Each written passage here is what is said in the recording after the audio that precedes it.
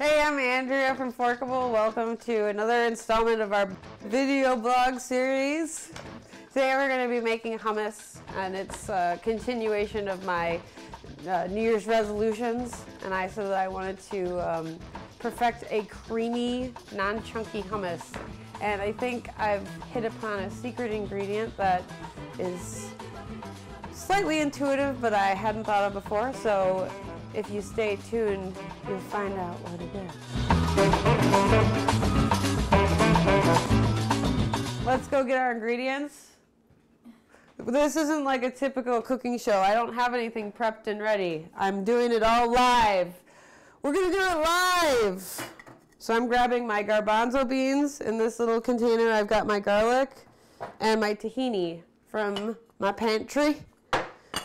I start out with the garlic because I like to chop the garlic in the food processor because I don't like chopping anything if I don't have to. By starting out with the garlic, you can get a nice dice, just letting the blades do the chopping work. So I think 2 big cloves are good. I've got this awesome garlic that is from my in-laws, like grow their own garlic, and it's organic and juicy and beautiful, and it's super pungent. If you have store-bought, you might want to try, I don't know, 3 or 4 cloves. It depends on like the strength of the garlic that you're using, and also your taste, if you like super garlicky hummus or not.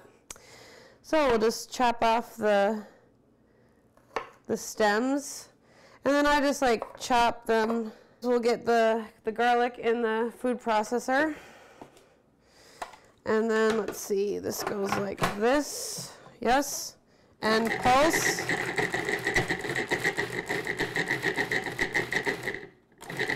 So there you go, a quick dice.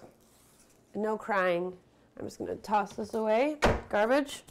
Okay, so next, garbanzo beans, the most basic ingredient of hummus. And got my can opener. So basically, prior when I was making hummus, I would completely drain the garbanzo beans out of the water that it's canned in. But I found that I'm letting the cat out of the bag early. But a little bit of this water is like the right secret ingredient to add to the creaminess. So I've just like reserved a little bit. It's about a ½ cup. I'm not going to use all of that, but then I can just like, using the lid, just strain out the rest of the juice. There we go. So pour these in here. I'm not going to add the liquid in yet. I'm just going to kind of start to pulse it, just to break them up a little bit. That's good. So now we're going to add our tahini, and I'll include like the recipe at the bottom of this video so that you can see like, you know, what the exact, you know, measurements of everything are, but I don't really cook that way. I usually just sort of like cook by sight, so I don't measure the tahini out. Tahini. So anyways, the tahini, it can kind of like get a little chunky, like the oil will sift to the top, so I sort of like mix it up a little bit before I spoon it in, but I usually do about ½ cup. We're gonna add some lemon juice, so we'll slice the lemon in half. And then I have this handy citrus squeezer that I use that like helps separate the seeds, but if you don't have one, you can also use a reamer or fork. Just be careful not to get the seeds of the lemon into the hummus, because I've done that many times, and then you're eating it and you get a little seed in your mouth, and it's not pleasant. But we'll start out with like the juice of ½ a lemon, and then we'll grab, this is olive oil, extra virgin, and I'll put in probably about like, I'll just dollop in about ¼ cup.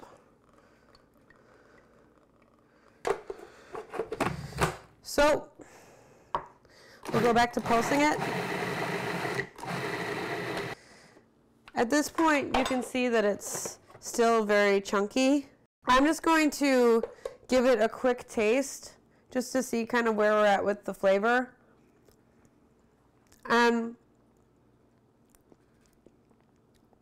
I can taste the garlic, which is good, but I think that it can definitely use a little bit more lemon. So basically what I'm doing is I want to get the flavors right before I add the water. It's a little salty, but it won't add any flavor in terms of like the tart of the lemon. So we want to get this stuff kind of how we want it to be, and then we'll add the water to like add the creaminess. So I'm going to add the other half of the lemon. And this is how I like to make my hummus. I like to I feel my way through it. I mix it a couple times, like give it a mix, taste it, make sure all the flavors are right. Like I said, I do it a little differently each time just because there's variations in ingredients. Sometimes your garlic is going to be stronger. Some tahinis aren't as they have variations in flavor, so.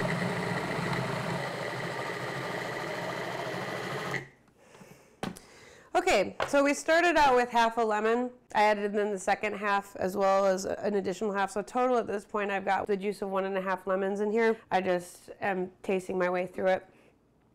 So at this point, I'm ready to add a little bit of water and add a little bit more olive oil, and now we're going to work towards, we've got the approximate flavor in terms of tart that we're looking for, and now we're going to work towards getting the right texture. So I'm going to add maybe 2 tablespoons more oil, and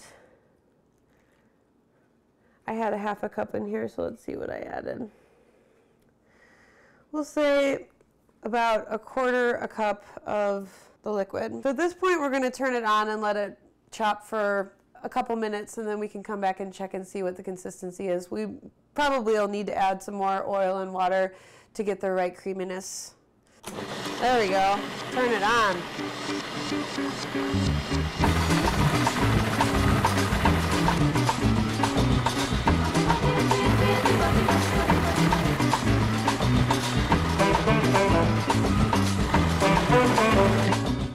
All right, so we've had this mixing for a couple minutes. Meanwhile, I realized that in the preparation for this video, I only put on one earring when I meant to put on both. I was doing a little 80s style fashion for you guys, but now I decided to even out. I'm all about symmetry, so I hope you like.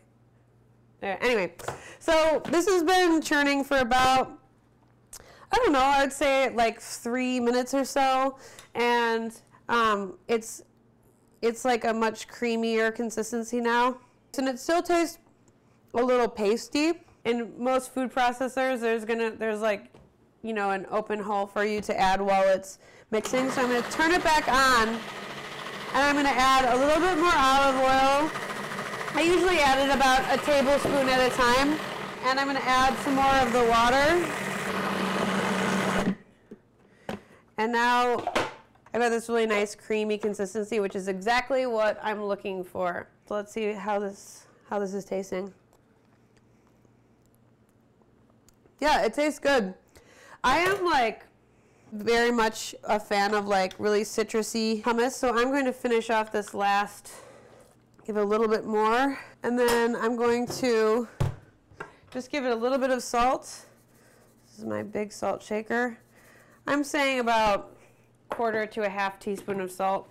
The liquid that we added has some salt in it from the canning process, so we don't need to add as much salt. So I'm going to give this one last pulse. So we'll stop it. And here is our nice creamy hummus. So I'm just going to take out this plate, which I did have prepared in a cooking show style kind of way. And we'll just spoon this into our bowl. And we can garnish the top with a little bit of olive oil on there.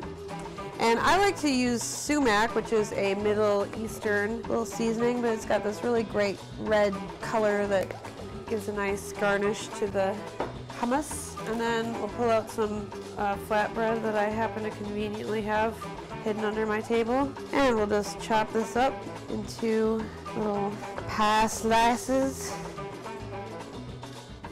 All right, let's give this a try. Nice and creamy, just the way I like it. Thanks for joining us for our hummus New Year's resolution video blog, and join us next time where we'll be cooking up another crazy concoction.